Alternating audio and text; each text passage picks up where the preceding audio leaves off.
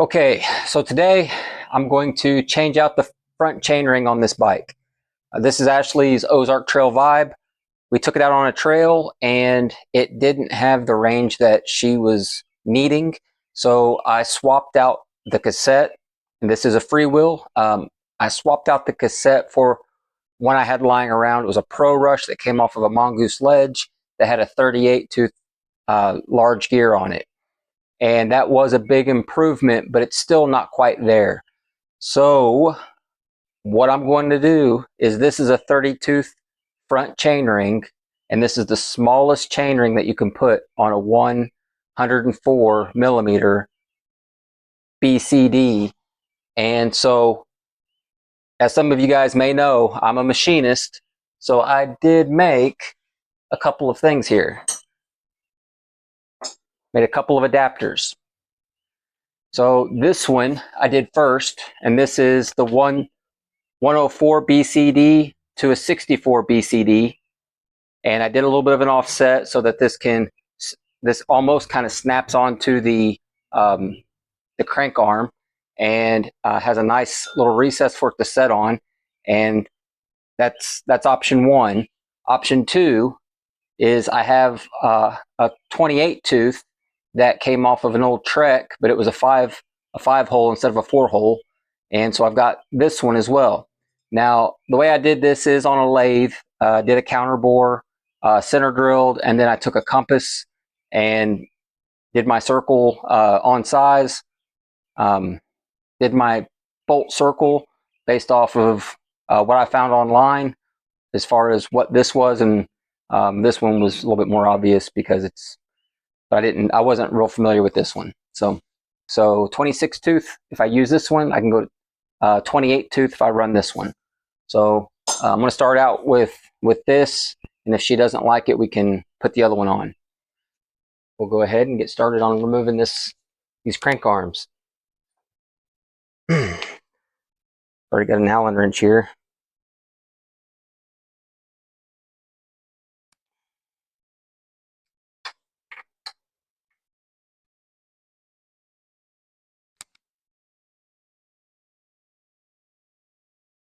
So this is an 8 millimeter Allen wrench.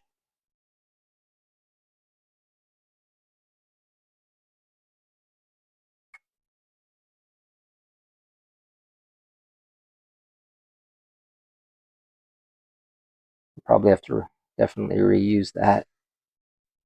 It's backside.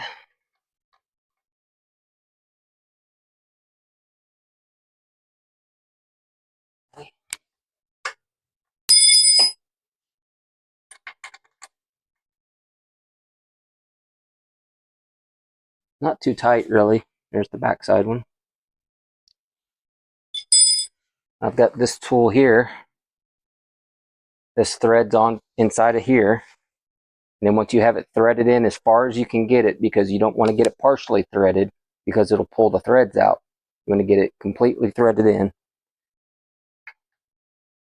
And then once you've gotten it threaded in, you tighten this piece, opposing this piece with 2 wrenches. And then this will push and pull these threads out. That's why it's important to get as many threads in as possible. Also, make sure you're backed out before you thread it in.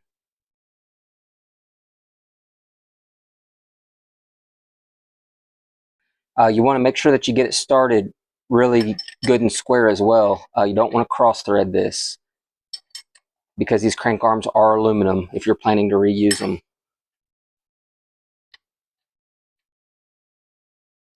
I get a little snag every once in a while.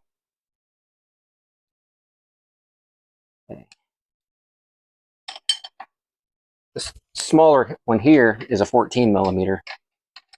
So now I'm going to go ahead and get that in far enough to where it hits.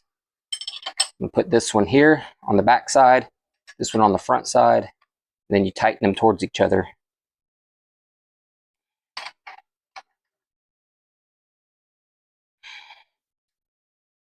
It's pretty tight. It is tight.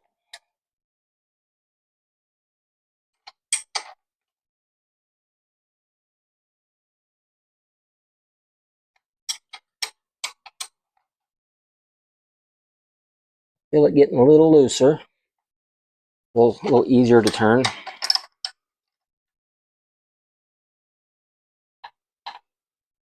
Still fairly tight though. There we go, that's really loose.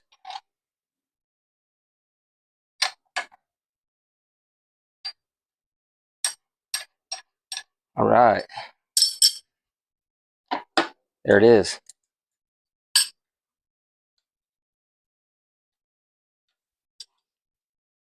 So you can see the little piece in there that was pushing against this. We're going to back this back out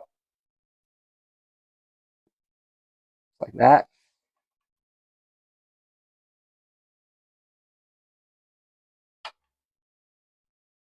These line up.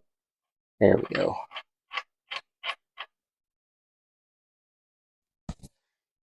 Yeah, I don't know if you can see this or not, but the insides of these are threaded. The insides of these, you can kind of see the threads. Yeah, there you are. You can see the threads, and that's what that is. That's what that is screwing into.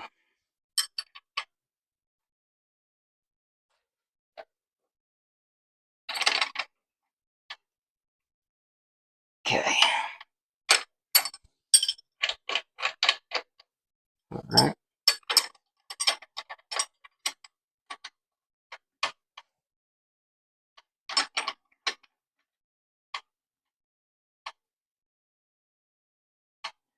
The first time I ever tried to change the arms on a bike, I got behind it with a screwdriver and he was hitting it with a hammer, and I scarred the back side of that crank arm up.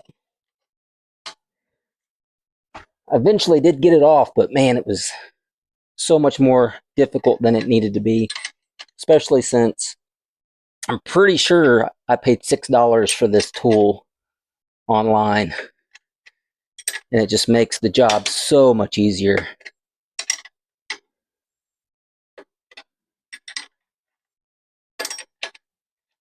All right, and that's that.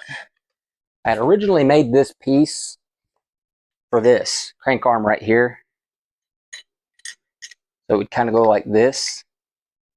And then I traced around it with a Sharpie and took it over to the bandsaw and got the shape right. That was kind of the original plan for this. But then I decided,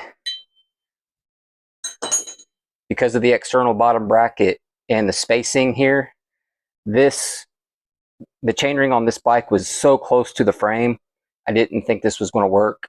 So that's why I went ahead and went with the Maraca that I had on the other bike and pulled it, because it shifts it in quite a bit. So I bought these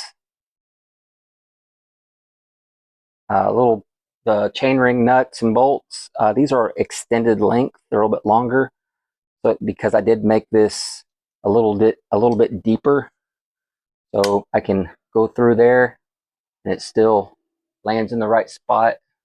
Back here, I did a small counter bore for the heads of these to sit back inside of. Whenever I put the chainring on, it'll the bolt heads won't be hitting the chain. There you go. You can kind of see how that will go.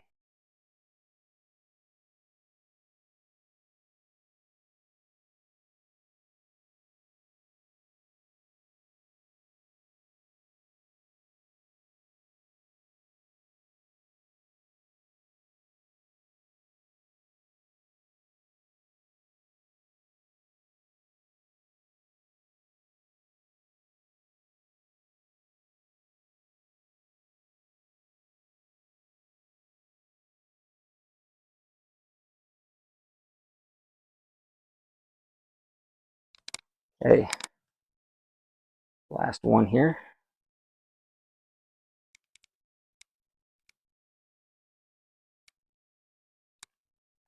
Figure out why in that world that one's not wanting to line up.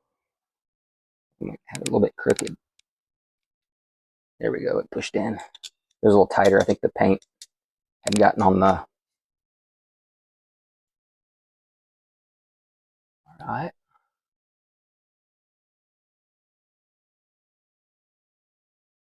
So now I'm gonna go ahead and tighten these up.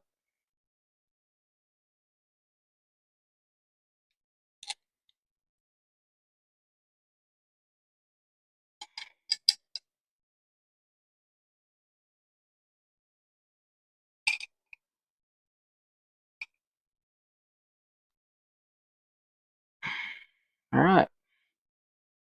That's what that will be. Let me grab that chain ring.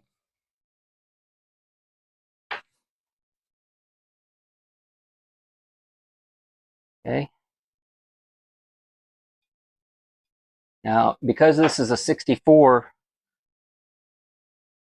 it actually has 8mm holes instead of 10mm. These little barrels, threaded barrels, are 10mm, which is what I ringed the aluminum to be. But these 64 BCD chain rings rely on just the threaded part of the screw to hold it in place. So this piece that goes inside the barrel is 8mm, which is exactly what the holes are. And I think the reason they do that is because on these very small chain rings, there's a lot less, I guess, torsion on it because it's such a smaller diameter. If you think about it being geared down so low.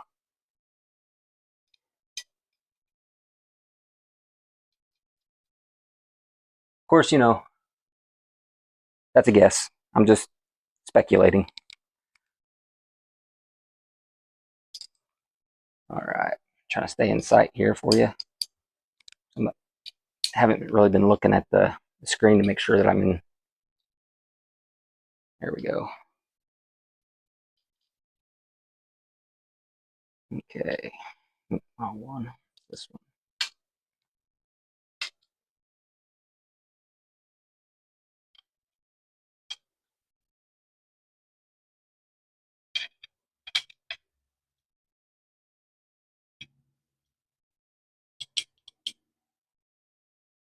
All right, so you might be wondering about the chain length on this smaller sprocket. So I had gone to the Pro Rush larger cassette. I think the original was 34 and this one's 38. So this was already extending this chain a little bit longer, or extending this chain more than what it was kind of designed for. So I'm hoping this kind of will counter that. So I'm gonna go ahead and kind of put that on there. Like, I'm just gonna set this to the side here. Well, kind of curious, very curious. I have enough clearance. All right. Looks like I do. It looks like it's going to clear the little pieces here pretty well. Let me put a bolt in it. See if you guys can see that. All right. So I'm gonna go ahead and put this back in. Let's turn in the washer and not the bolt.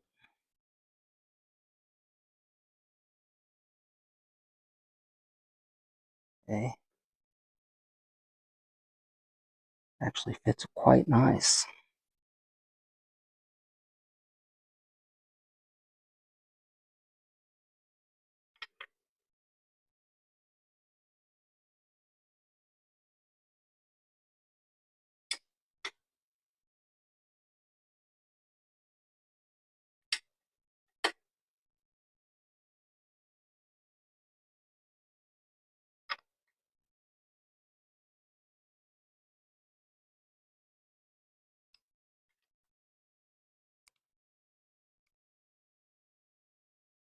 There we go. Yeah, you can see didn't turn out real well on my paint job.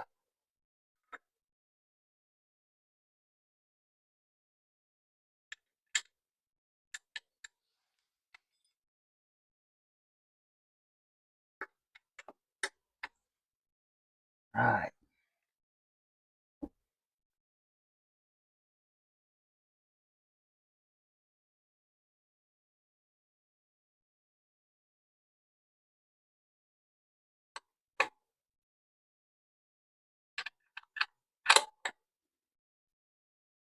There we go.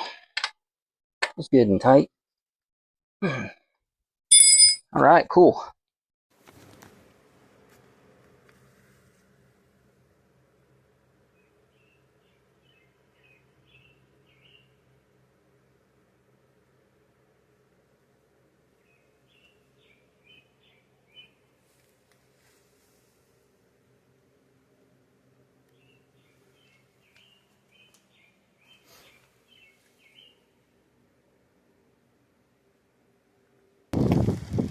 Working great. This is in the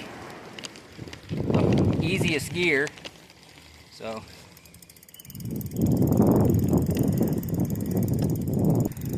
I'm gonna get Ashley out here in a little bit and let her try it out.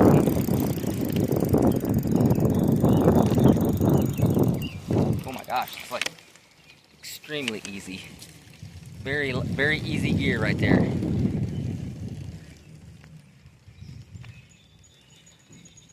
Whew. Extra credit points right there, man. So.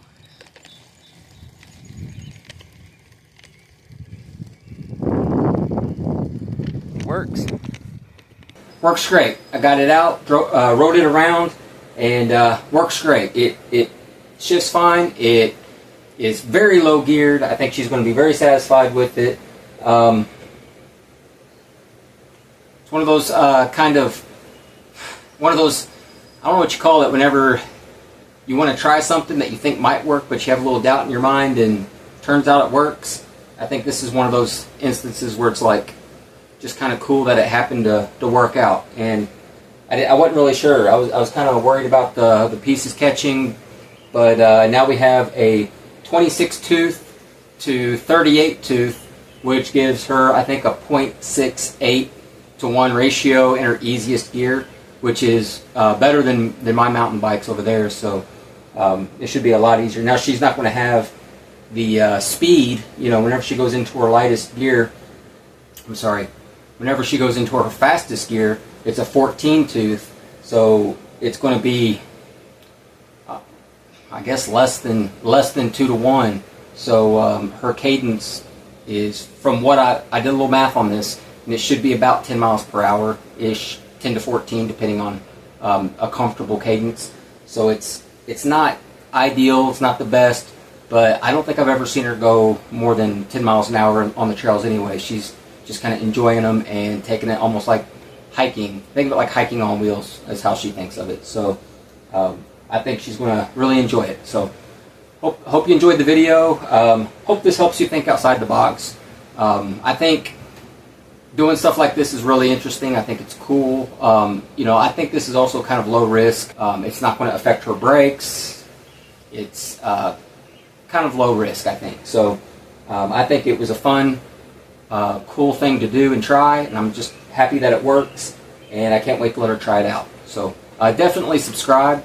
I rolled over 400 subscribers not very long ago, and that's awesome. I really appreciate everybody that's supporting my channel. Thank you very much, and we'll see you next time. Thank you for watching.